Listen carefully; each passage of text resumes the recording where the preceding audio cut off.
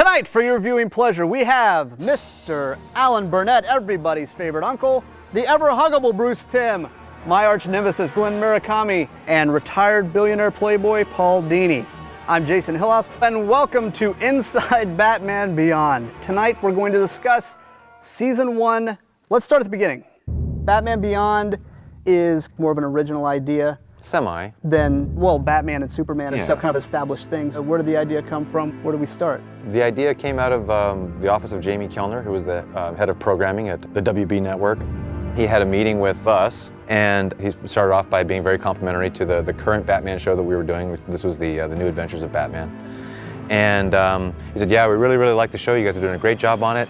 It skews a little old. And he said, so we'd really like to retrofit, Batman so that we could get a little bit more of the kid demographic to watch the show, make sure that the kids watch the show. And we said, we're thinking, okay, does that mean we have to give him a sidekick? We already had two sidekicks. We didn't know where he was going with this, and all of a sudden we started to realize that he was talking about not just kind of revamping the show, he was talking about doing a completely new show. And then the words Teenage Batman came out of his mouth, and we all kind of went, whoa. So we were all kind of sitting there kind of stunned, as you might imagine, and he said, so do you guys have any ideas of what you could do with this? And just kind of off the top of our heads, we just started just coming up with the concept of Batman Beyond, right there on the spot without any thought. And he went, great, that sounds like a show to me. I said, so I guess we'll do some development on this and get back to you in a week or so. He says, no, you guys have a green light, go make the show. So we walked out of there just shell-shocked.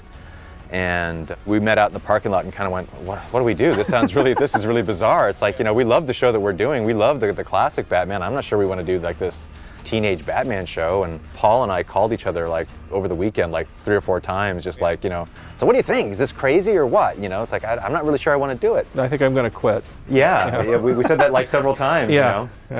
And then Monday morning I went into the office and I met with Glenn and I told Glenn the whole thing. He went, come here, come to my office.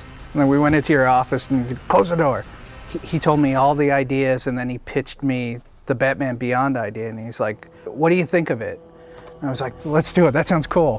When do we start? So Glenn kind of talked me into it. I mean, his enthusiasm for it kind of immediately turned me around, and it's Glenn was on board with it because I knew he was going to take the lion's share of the design work because he was our art director. I figured if he was game, we'd give it a shot. And then the more we started talking about it and developing it and actually, talking about the different dynamic of the character, we actually started really liking the idea. And then by the time, we were knee deep in it, we loved the show, so.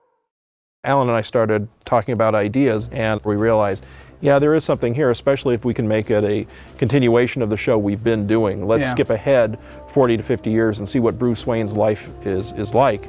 And that became kind of fascinating from a writer's point of view because we were able to use the seeds we had planted in the original series and see how Bruce's life had progressed. Had he cleaned up crime in Gotham City? Not really.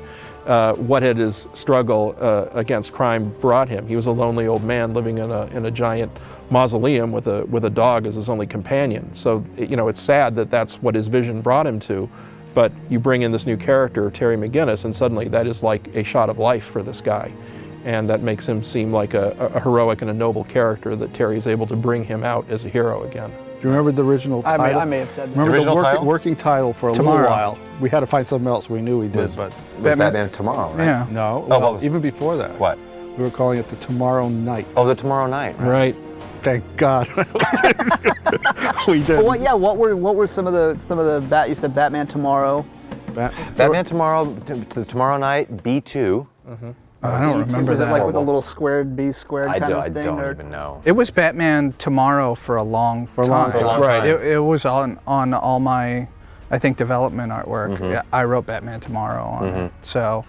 And then somebody eventually realized, you know what, that's going to be really hard to do promotional interstitials tomorrow on Batman Tomorrow. I mean, That's what it was, tonight yeah. on, Yeah. Batman Beyond's a better title anyway. Yeah. It was a great title. Whose idea was that? I think that was mine. I think it was me. Yes, take it. I remember there were four titles that were in contention in the end. Maybe it was both of ours. It could be. All I remember is that we I'll all let you have that one. we Arm all wrestle. gravitated to that Arm one. wrestle. Winner gets it. I just have a feeling that was mine. I don't know why. This really was kind of committing to saying this is a real Oh yeah, this is continuity. a definite continuity commitment because once you show Bruce Wayne, in his 80s, anytime you go back and show him again in his younger days, you kind of know, where it's going. So Bruce said, like, well, it won't wreck what we've already started. It wasn't gonna conflict with the continuity we already started. it felt like a good natural continuation of it. It didn't seem all that contrived. It didn't seem forced and contrived. It felt, it felt good. But Jamie really liked the old Bruce Wayne idea. Yeah, that's and right. In fact, he liked the first design of Bruce Wayne that I did, where he looked really old. Boris Karloff. Yeah, the design. Boris Karloff, Yeah. Uncle Creepy thing. I mean, Yeah, he really that was liked really that. good. He had like a blind eye. Yeah, he had like a blind and eye. He even was almost less bald. hair. And he was a mess. And Yeah. Jamie really liked that. And I remember afterwards we had a meeting. We had kind of a summit meeting where somebody mentioned the possibility of killing off Bruce Wayne, and that's when I slammed my fist on the table and said, "I will never kill off Bruce Wayne." It had to have been liberating to kind of have some of the contemporary shackles kind of lifted, like literally now you can do anything. Well, yes and no. I mean, we didn't want to make it so futuristic that it was unrelatable. We didn't want it to look like Star Wars or Flash Gordon. We didn't Right. want people to have transporters and, jets and stuff. Even the fashions, we just said, okay, what's fashion gonna look like 50 years from now? Who knows? But it's probably not gonna be that different than what people are wearing now. They're Sure. still gonna be wearing shirts, they're still gonna be wearing pants and shoes, but they'll just be some kind of different cut. The biggest fashion statement we made was getting rid of lapels. Nobody's suit has lapels on them. Lapels are out in 50 Lapels years. are, You heard it they're here out. first. But, Well, when you draw guys in like double-breasted suits for like how many seasons? Yeah. It's like, Yeah. I want to draw something new. So yeah, that's lapels out. Yeah. that was probably a reaction to that. Yeah. So it's a real subtle kind of Well, futuristic. 50 years stuff. isn't that far. It's not I mean, that really, far. it's not like, But it's... it needed to be futuristic and still be Batman too. Right. That was the other thing. So How did you not fall into the trap of just, okay, everybody updated? Here's the Riddler in 50 years. You guys created a lot of new characters and a lot of new villains. We wanted to avoid that easy trap of just having, Poison Ivy Beyond and Two-Face Beyond, and Right. we wanted to have all new villains. And we did, Bane showed up, but he was really old and kind of sitting in a Freeze wheelchair. also. And Mr. Freeze, we couldn't resist because we love Mr. Freeze. But other than that, it was just kind of like, nope, let's not do the Joker and let's not do all that other stuff, because it was just. I think in the beginning we did have like, kind of a Riddler type and a Clayface type, but I think we just said, no, don't you do tried to that. send No, some don't of do them that. Yeah. When we started Batman a decade and a half ago, that turned out to be a 6 to 14-year-old show.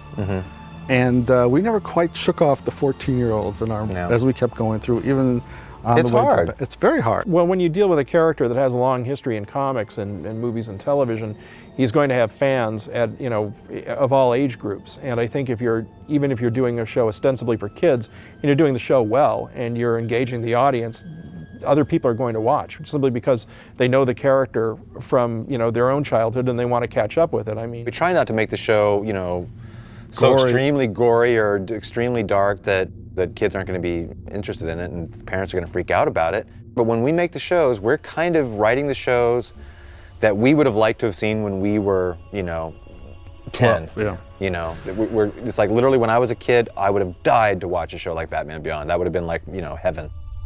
There's a villain that came from my 10-year-old brain. What? There's a show, we did a show called Untouchable, was that it? Untouchable. Untouchable, about a guy who had this repeller suit. Right? That's from a 10-year-old brain. That particular Which one. character is Neat. that? We never named him. We never named him in the thing. Wait, cut to picture of him now. Yeah. That's what he looked like. Yeah, Oh, that's there a he cool is. design. It looked really great. So we just try to make the best show that we can, and we're we're all geeks and we're all kind of kids at heart still. So we figure if we like the show, the kids are gonna like it too. I would say that it's been a successful start, and I thank you for your time this evening. Certainly. We'll talk to you later. Enjoy. Go watch the shows. See ya.